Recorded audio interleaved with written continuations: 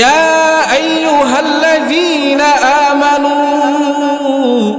কু আনফুসাকুম ওয়া আহলিকুম নারা। আল্লাহ তাআলা বলতেছে, হে ঈমানদারগণ, হে মুমিনগণ, তুমি নিজে আগে বাঁচো এবং তোমার আহাল পরিবার পরিজনদেরকে বাঁচাও। নিজেকে আল্লাহ তাআলা বাঁচতে বলছে, তারপরে আহাল পরিবার পরিজনদেরকে বাঁচতে বলছে, আগে নিজের কথা বলছে।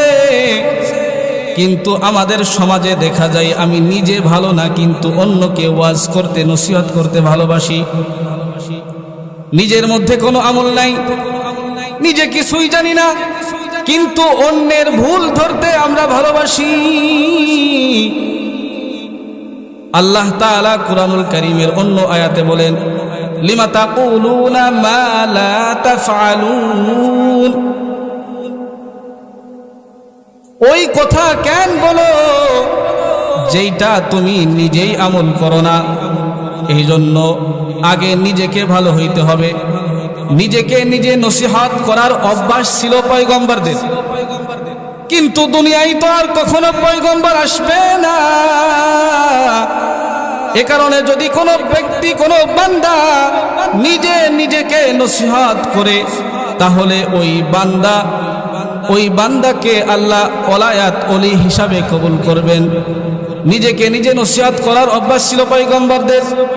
যেই রকম নিজে নিজেকে নসিহত করছে নবী ইব্রাহিম আলাইহিস সালাতু ওয়াস সালাম, তিনি নিজেকে নিজে নসিহত করতেছে। তিনার বাবা ছিল মূর্তি পূজারী, তিনার বাবা মূর্তি পূজারী ছিলেন। তিনাকে বলতেছে, ইব্রাহিম যাও মূর্তির সামনে গিয়ে কিছু খানা তুমি দিয়ে আসো। ইব্রাহিম আলাইহিস সালাতু ওয়াস সালাম খানা নিয়া মূর্তির সামনে গেছে। মূর্তির সামনে যাওয়ার পর দেখে মূর্তি খাইতে পারে না, মূর্তি কথা বলতে পারে না, মূর্তি হাঁটতে পারে না। ইব্রাহিম আলাইহিস সালাতু ওয়াস সালাম নিজে নিজেকে বলতেছে, যেই রব খাইতে পারে না, যেই রব কথা বলতে পারে না,